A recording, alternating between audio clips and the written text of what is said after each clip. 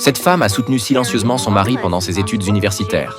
Elle a même renoncé à sa propre carrière qu'elle aimait tant pour l'aider à maintenir les relations avec ses clients. Pourtant, après 25 ans de mariage, son mari lui a soudainement demandé le divorce. « Je ne t'aime plus », a-t-il déclaré avant de lui tourner le dos et de partir, la laissant dans la confusion et la douleur. Elle ne comprenait pas ce qu'elle avait fait de mal pour être abandonnée si cruellement par son mari. Furieuse et humiliée, elle a retiré sa bague de fiançailles, symbole de leur amour, et a jeté toutes les affaires de son mari dans un sac avant de s'envoler seule pour l'Afrique, destination initialement prévue pour leur lune de miel.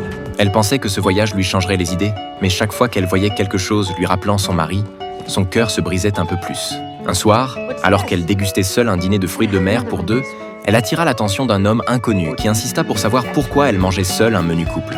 Agacée, Amy lui raconta tout, l'abandon de son mari et sa détresse intérieure. Ce qui l'exaspéra encore plus, c'est que Jack, loin de compatir, s'inquiéta de savoir si elle pourrait finir toute cette nourriture. Vexée, elle lui lança le délicieux repas avant de partir, le cœur lourd. Le lendemain, quelle ne fut pas sa surprise de découvrir que Jack était le pilote de son vol touristique.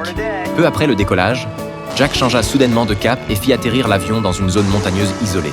Il demanda à Amy de l'attendre dans l'appareil pendant qu'il s'absentait, mais curieuse, elle le suivit. C'est alors qu'elle comprit qu'il était parti sauver un éléphanteau orphelin. À cet instant, sa perception de Jack changea du tout au tout. Sans hésiter, elle se joignit à l'opération de sauvetage. Lorsque l'équipe de secours arriva sur place et qu'Amy apprit qu'il y avait de nombreux autres éléphantos orphelins au camp, son instinct protecteur se réveilla. Elle abandonna ses projets de voyage pour rejoindre l'organisation de protection des éléphants. Ici, les employés traitèrent les éléphants comme des membres de leur famille.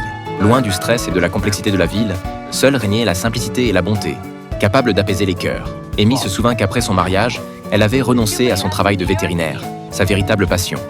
Maintenant, elle ne souhaitait que renouer avec ses rêves.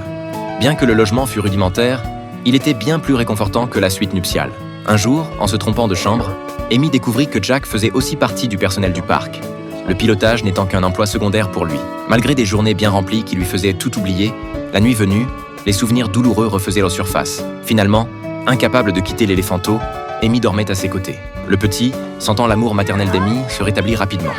Les employés proposèrent de le nommer comme le fils d'Amy, symbolisant ainsi son deuxième enfant. Peu à peu, elle s'adapta à sa nouvelle vie. Mais les moments de bonheur sont souvent éphémères. Ce n'est que lorsque le responsable le lui rappela qu'Amy réalisa que ses vacances touchaient à leur fin.